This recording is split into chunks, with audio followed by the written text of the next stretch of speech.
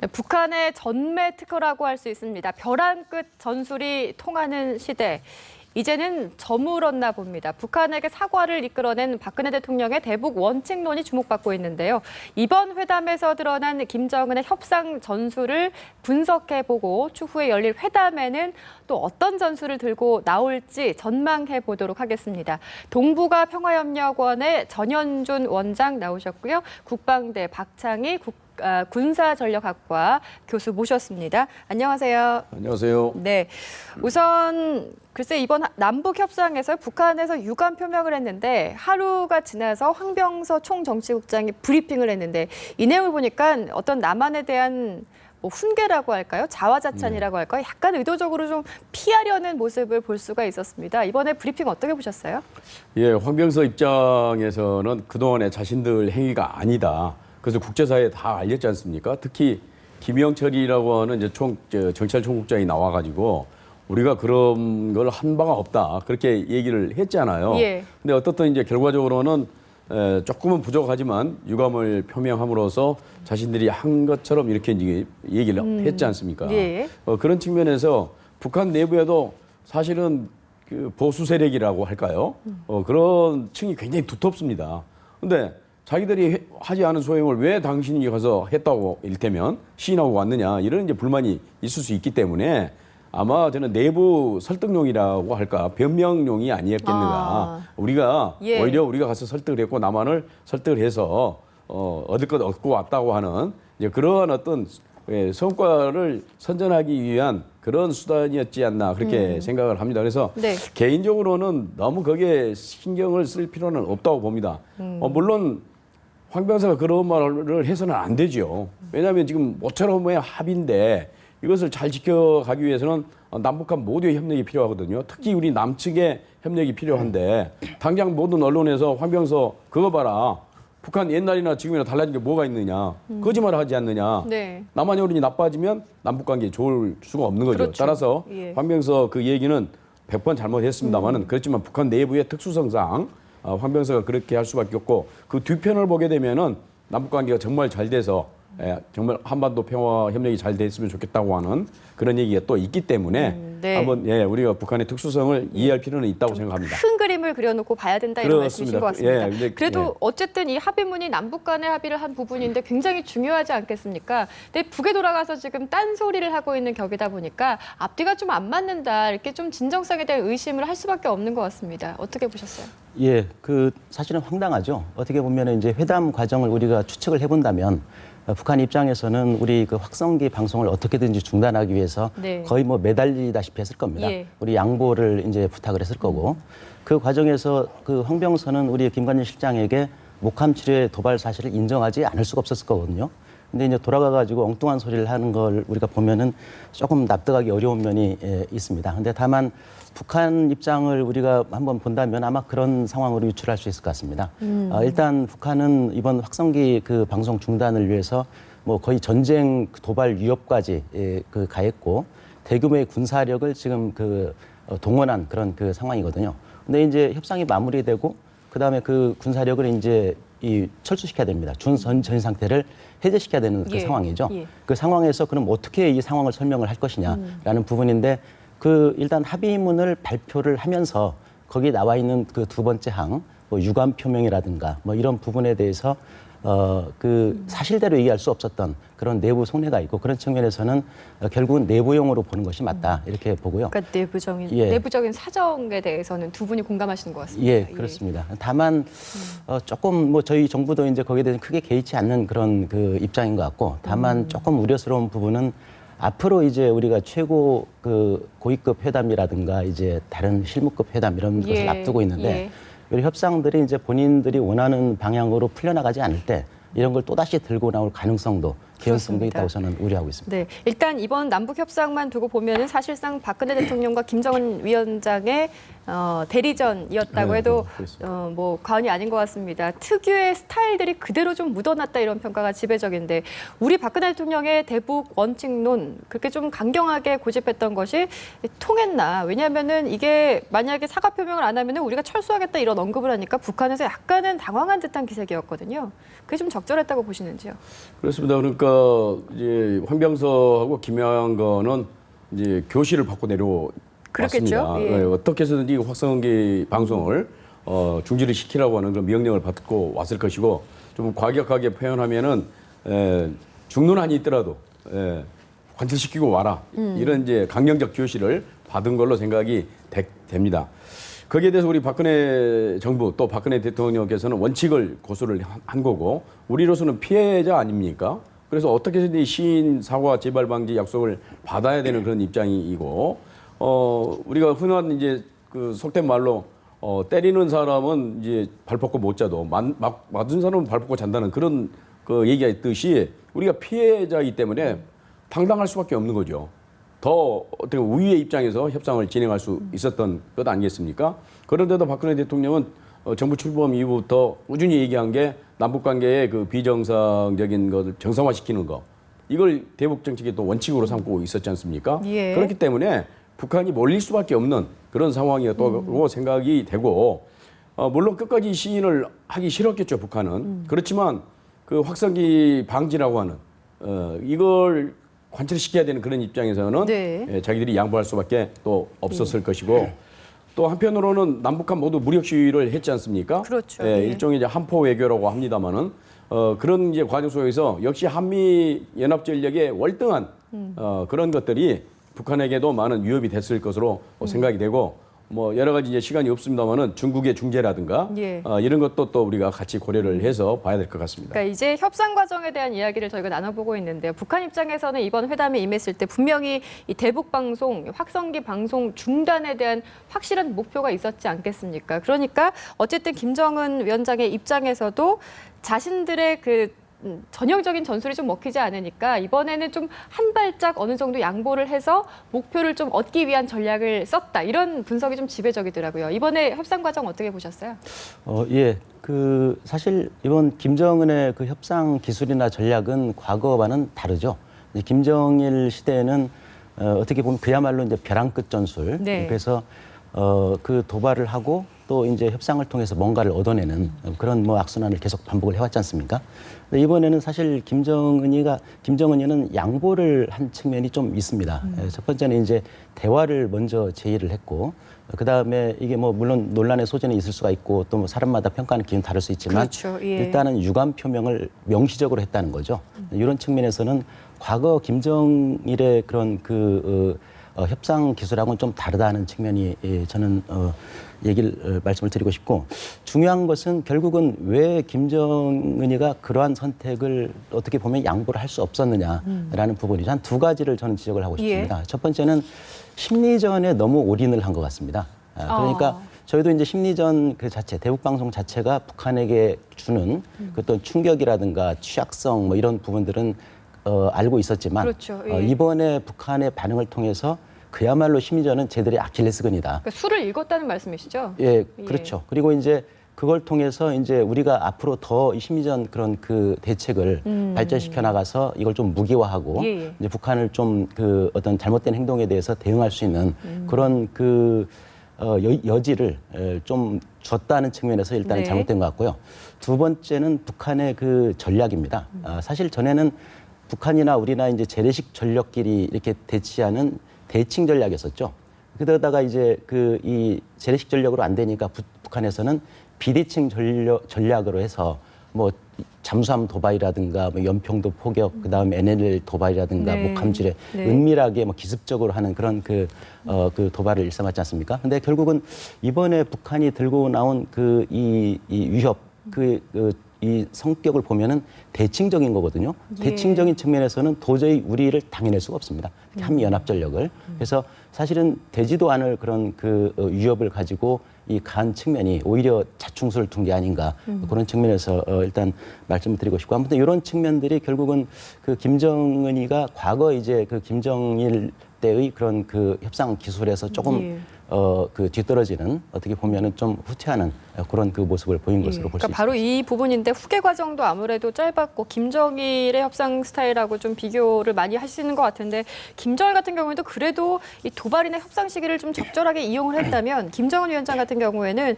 초반에는 굉장히 좀 강하게 밀고 나가지만 끝은 좀 취약해지는 그런 과정인 것 같습니다. 그런 스타일을 좀 읽을 수가 있는데 아무래도 뭐 아직 좀 어려서 그런지 후계 과정이 좀 너무 짧아서 그런지 조금 미흡하다 이런 좀 생각이 들기도 합니다. 네, 그런 이제 경력과도 또 관련이 있는 것은 맞는 말씀이고, 예. 또 사람의 성격과도 좀 관련이 있는 것 같습니다. 네. 그러니까 김정은의 성격은 굉장히 좀 급하고, 좀 즉흥적이라고 즉흥적이다 이런 말이 많죠. 예. 할까요?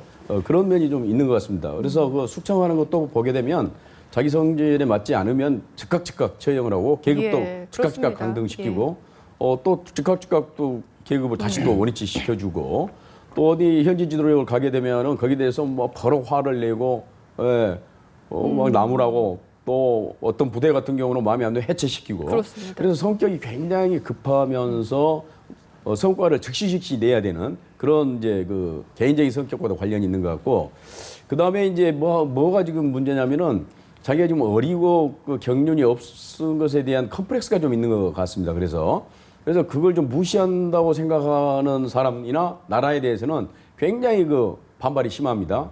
그러니까 이를테면 장성택이가 껄렁껄렁 박수를 쳤다는 거 아니겠습니까? 그건 이제 자기를 무시했다고 생각하는 거 아니에요? 예. 뭐 여러 가지 요인이 예, 있겠습니다만은 예. 그 즉각 죽인단 말씀이죠. 그렇습니다. 예. 또 남한에서 확성기 방송을 통해서 김정은의 이제 그 어떤 잘잘못이라든가 약점이라든가 이런 것들을 방송하게 되지 않겠습니까? 네, 그 네. 여러 가지 내용이 그렇죠. 중에 하나겠습니다만은 거기에 대해서 못 참는 거예요. 예, 저걸 어떻게 해서든지 내리게 하든지 안 그러면 포격을 해서라도 없애라 이런 정도로 지금 김정은이가 나갔던 것이거든요. 근데 그러한 것이 교수님 말씀하신 대로 악수죠. 그러니까 나라와 나라 사이의 관계 속에서는 전략적으로 모든 것들을 해결해야 되는데 그렇게 즉흥적으로 전략이 없이 아주 즉흥적으로 대응했다가는 우리한테 말리는 거죠. 우리도 많은 지금 그 남북한의 협상을 했던 경험이 있는 사람들이 있는 거고, 우리는 굉장히 시스템이 잘 갖춰진 그런 체제 아니겠습니까? 그래서 북한이 우리를 이길 수 없습니다. 옛날에는 조금 우리가 끌려다니는 그런 면이 있었습니다만은 네. 이번 담판을 통해서 이 세계적인 어떻게 보면 역사적인 담판을 통해서 우리가 주도권을 잡았다. 저는 그렇게 봅니다. 그게 더 김정은의 책임이 아닌가 그렇게 생각합니다. 어쨌든 이 김정은의 즉흥적인 성격도 한몫했다는 말씀이신데 이번에 일단은 북한에서는 대북 방송 중단이라는 목표를 들고 나왔고 그 목표를 달성을 했기 때문에 황병서가 돌아가서 하루 늦게 브리핑을 하면서 언뜻 그 우리가 좀 뒤통수를 맞았다라고 느껴질 정도의 이야기를 했듯이 자칫 이 합의문 자체가 조금 없었던 일처럼 되거나 휴지 조각이 되거나 이런 가능성에 대해서는 좀 어떻게 보십니까? 우려가 되거든요, 사실은. 예, 아마 그러지는 않을 것 같습니다. 일단 그 황병서라는 사람이 이제 북한의 제2인자고, 예. 그리고 이제 그 협상 과정을 보면은 양측의 이제 최고 지도자들에게 수시로 이제 교감을 하면서 이제 도출된 산물이기 때문에 그렇게 뭐 휴지 조각처럼 버리지는 않을 것이다. 다만 이제 제가 우려하는 부분은 이제 북한의 그 진정성입니다. 북한의 의도. 그렇죠. 과연 북한이 예. 변화할 수 있을 것인가. 즉 남북관계 발전을 위해서 전향적으로 태도를 바꿀 수 있을 것인가 하는 그런 부분이거든요. 이번 사실 북한이 뭐 이 합의를 한 그 목적은 어떻게 보면은 심리전 그 방송을 중단하는 데 가장 그렇죠. 큰 목적이 있었고요. 네. 그렇기 때문에 그 전과 달라진 것이 과연 뭐가 있느냐 그 외에 따지면은 그래서 그렇게 본다면은 궁극적으로 이게 조금 어려울 수도 있겠다. 특히 앞으로 이제 많은 협상이 이루어질 것 같은데 우리 정부의 그 입장은 오늘 뭐 통일부에서도 그런 그 발표를 했었죠. 네. 우리 한반도 신뢰 프로세스에 따라서 우리는 대응을 할 것이다. 그렇습니다. 이런 그 발표를 했었거든요. 한반도 신뢰 프로세스라는 것이 물론 뭐 인도주의적 그 어떤 조치라든가 그다음에 경제 협력 이런 부분도 포함을 하지만 가장 중요한 원칙 중에 하나가 북한의 핵 문제와 그다음에 남북 관계 발전을 서로 선순환시키겠다는 겁니다. 그래서 핵 개발의 진전을 보이고 우리 남북관계 발전하고 남북관계 발전을 통해서 또 핵 개발의 어떤 진전을 보이고 이런 부분이거든요. 예. 그랬을 때 이제 핵 문제라든가 이런 굉장히 민감한 사안들을 다루지 않을 수가 없을 것 같은데 이런 부분들이 끝까지 이 잘 끌고 나갈 수 있겠는가 하는 부분에 대해서는 네. 조금 그 산적한 과제가 많은 것 같습니다. 그렇습니다. 사실은 이번 협상을 조금 돌아보면 그 직전까지도 그렇지만 협상 진행 중에 대화를 한 중에도 사실 좀 일촉즉발이라는 표현을 쓰면 적절한지 모르겠습니다만 전운이 감도는 그런 상황이 연출이 됐는데 박근혜 대통령 같은 경우에도 방금 말씀을 나눈 것처럼 원칙론을 계속 고수를 했고 김정은도 꽤 강하게 나왔기 때문에 자칫 이렇게 좀 이것들이 좀 맞닥뜨려지면은 양쪽 협상 과정에서 좀 우발적인 충돌이나 예기치 않은 어떤 상황이 일어날 수도 있는 상황이었지 않겠습니까? 그렇습니다. 이번 협상 과정 보시면서 조금 이 부분 좀 아쉬웠다, 보충해야 될 부분이 있다, 보완해야 될 부분이 있다 이렇게 느끼신 점이 있으시면 좀 말씀 부탁드립니다. 뭐 여러 가지 평가가 있습니다만은 정말 대단했다고 생각을 합니다.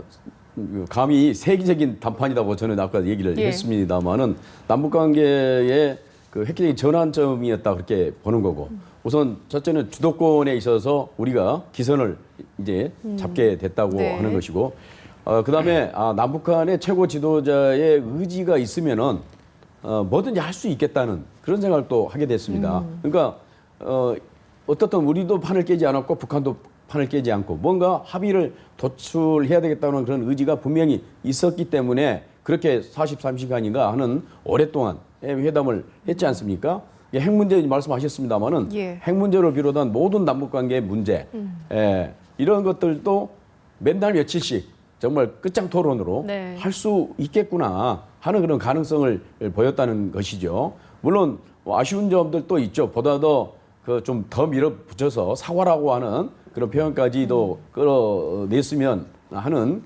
그런 아쉬움은 물론 있습니다만은 첫 술에 배부르겠습니까? 그래서 앞으로 북한이 이 그 합의를 갖다가 어떻게 잘 이행할 수 있도록 다독거리면서 가느냐 하는 것이 오히려 이제는 중요할 것 같습니다. 과거에 그러니까 이 회담이 잘 되냐 못 됐냐, 우리가 이익이냐 북한이 이익이냐 그런 것보다는 뭐 그나마도 상당한 정도로 합의를 했기 때문에 당국간 회담부터 시작해서 이산가족 상봉, 그다음에 민간 교류 협력 이런 것들이 잘 되도록 어떻게 북한을 우리 페이스대로 끌고 오느냐 하는 것이 이제부터는 중요한 거고 그러기 위해서는 이번에 정말 국민적 합의가 또 있었지 않습니까?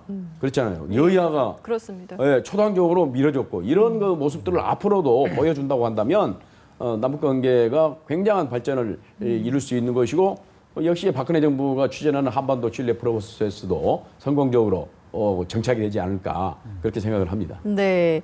북한에서 이번에 협상을 하면서 준 전시 상태를 선포하지 않았겠습니까? 그 이후에 일련의 움직임을 이렇게 좀 봤을 때 포병 부대 전력도 늘리고 또 방사포 배치한 문제, 미사일 발사 징후가 또 포착된 부분이 있었습니다. 또 잠수함들 기지 이동까지 이제 저희가 쭉 이제 그 동향에 대한 분석이 좀 가능하다 보니까 북한의 어떤 전략이 좀 이번 기회에 노출이 된 거 아닌가 이런 생각도 해보고 또 일각에서는 이거 역시 교란 작전에 불과하다 이런 또 해석이 있더라고요.